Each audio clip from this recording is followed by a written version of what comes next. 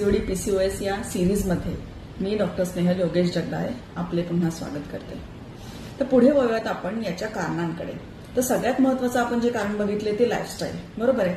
मग हा सगळ्यात मोठा प्रश्न जो असतो की पीसीओडी पीसीओएस बरा होतो का, तर त्याच्या प्रश्नामध्येच त्याचं उत्तर आहे. तो लाईफस्टाईल डिसऑर्डर आहे. जोपर्यंत तुम्ही व्यवस्थित लाईफस्टाईल फॉलो करताय, मेडिसिन्स घेताय, तोपर्यंत तो बरा होताना दिसतो आपल्याला, किंवा त्याची लक्षणं कमी होताना दिसतात आपल्याला. पूर्णतःही बऱ्या होण्याचे खूप त्याचे चान्सेस आयुर्वेदाने असतात. परंतु पुन्हा मी म्हटलं तसं तो पुन्हा येण्याचे चान्सेस असतात का, तर त्याचं उत्तर हो हे आहे. कारण तो लाईफस्टाईल डिसऑर्डर आहे. जोपर्यंत तुम्ही लाईफस्टाईल फॉलो करताय तोपर्यंत त्याच्या लक्षणांचा जो समुच्चय आहे तो कमी होताना दिसतो आपल्याला. ठीक आहे. आता पुढे वळूयात त्याची पटापट आपण कारण लाईफस्टाईलच्या ह्याच्यामधली आपण बघूया.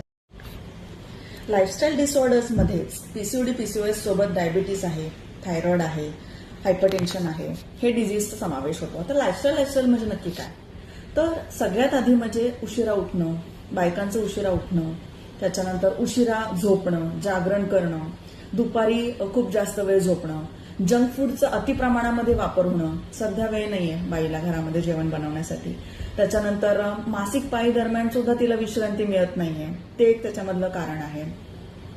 जंक फूडचा वापर तर आहेच, आता आपण पाहिलं. स्मोकिंग आहे, बऱ्याच बायका ड्रिंक सुद्धा घेताना दिसतात आपल्याला.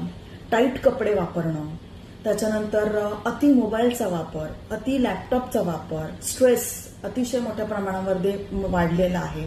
तर या सगळ्यांचा जो एक हे आहे त्याचा निश्चितपणे परिणाम हा पाळीवरती होताना दिसतो आपल्याला.